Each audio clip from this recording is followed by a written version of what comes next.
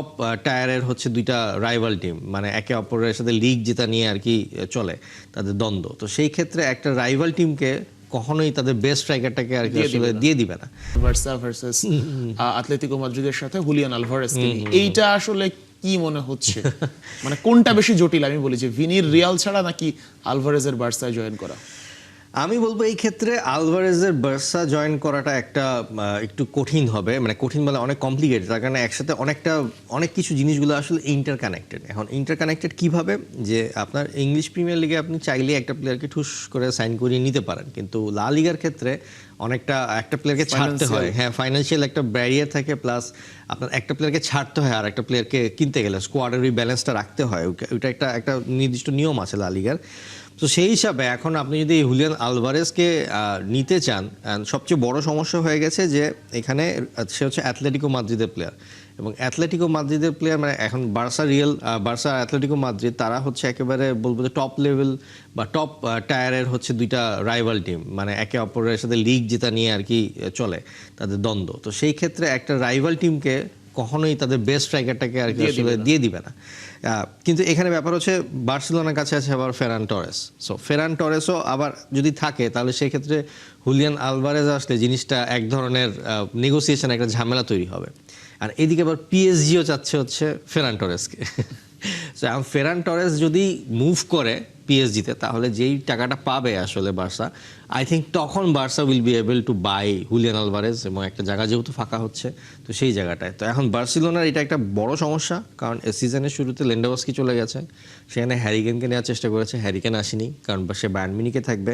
So এখন একটা out and out striker পাওয়া খুব দরকার বার্সেলোনার জন্য। আচ্ছা, ফেরান তোরেসের কথা বলছিলেন, ফেরান তোরেসের নাটক তো আবার দেখলাম যে গত 2-1 দিন ধরে খুব বেশি শুরু হয়েছে, বিভিন্ন ধরনের কথা বলছে, কমেন্টগুলো নিয়ে যদি একটু কথা বলতেন তোরেসের। হ্যাঁ, মানে ফেরান টরেসের ব্যাপারটা হচ্ছে কি, ফেরান টরেস আপনার বার্সেলোনাতেও সেকেন্ড স্ট্রাইকার, মানে মেইন স্ট্রাইকার হিসেবে ওরকম ভাবে খেলেনি গত কয়েক সিজন, এবং এখন আসলে সে সব সময় স্ট্রাইকার হিসেবেও খেলেনি। তো এখন সে চাচ্ছে মেইন স্ট্রাইকার হিসেবে খেলতে।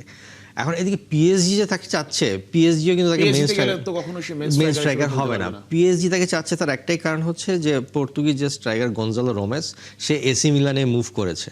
সো যার কারণে সেকেন্ড স্ট্রাইকারের স্পটটা এখন খালি আছে। মেইন স্ট্রাইকার তো ডেম্বেলেই থাকবে, কিন্তু সেকেন্ড স্ট্রাইকারের জন্য তারা ফেরান টরেসকে চাচ্ছে, কারণ লুইস এনরিকে আবার ফেরান টরেসের সাথে এর আগে কাজ করেছে স্পেনে অন্যান্য টিমে।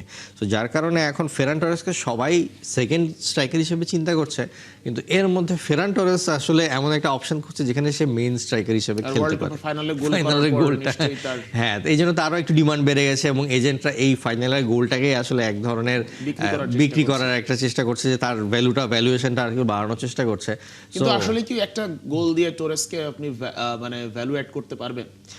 ধরেন এই ফুটবলের যে ট্রান্সফার মার্কেটে একটা গোল, হ্যাঁ, একটু হলেও একটু ভ্যালুয়েশন অ্যাড করে, যে একটা প্লেয়ার মানে ওই রকম ফাইনালের মতন একটা জায়গায় যখন আপনি বারবার ওই গোলটা প্রদর্শিত হচ্ছে, বা ওই প্লেয়ারের যে ওই সময় গোল দেওয়ার যে একটা এবিলিটি তৈরি হয়েছে, এবং সে যে গোল দিয়ে পুরো স্পেনকে জিতিয়ে নিয়ে এসছে, তার ভ্যালুয়েশন আগের থেকে অবশ্যই বাড়বে।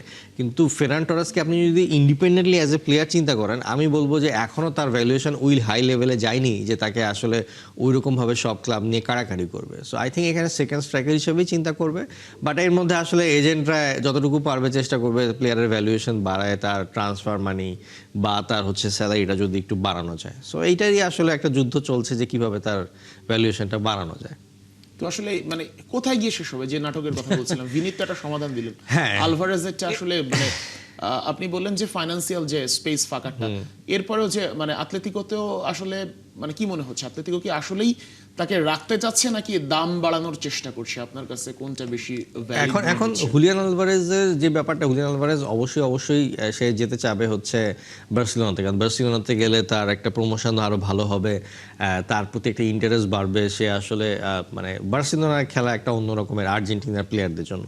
তো সেই ক্ষেত্রে এখানে হুলিয়ান আলভারেজের পার্সোনাল ইচ্ছা আছে, বাট আই থিঙ্ক এখানে রিয়াল অ্যাথলেটিকো মাদ্রিদ আসলে সবচেয়ে বেশি চেষ্টা করবে যে যাতে ভ্যালুয়েশনটা, তার যে ট্রান্সফার মানিটা, এইটা যাতে পুরোপুরি আর কি ভালো একটা দামে বিক্রি করতে পারে। সো এটার জন্য যত হোল্ড করবে অ্যাথলেটিকো মাদ্রিদ, এবং যত লাস্ট ডে পর্যন্ত জিনিসটাকে টানতে পারবে, এটা অ্যাথলেটিকো মাদ্রিদের জন্যই আর কি খুব ভালো হবে, কারণ দিন শেষে অ্যাথলেটিকো মাদ্রিদ একটা বিশাল ভ্যালুয়েশন বা বিশাল টাকা পয়সা আসলে পাবে। বাট আই থিঙ্ক বার্সেলোনা আসলে তখনই এটাকে ট্রিগার করবে যখন দিন শেষে ফারান টরেস যদি পিএসজিতে যায়, ওই টাকাটা আসবে, ওইটা মানে ট্রান্সফার একটা মেরিগো রাউন্ডের মতন, একজন এক দলে গেলে ওই যে শূন্যস্থানটা তৈরি হয় বা যে টাকাটা পায় সেটা দিয়ে আর একটা প্লেয়ারকে কেনা হয়। তো সেই ক্ষেত্রে আমি বলবো যে ফারান টরেসের যাওয়াটার সাথে আসলে হুলিয়ান আলভারেজের আশাটা একসাথে ওতপ্রোতভাবে জড়িত।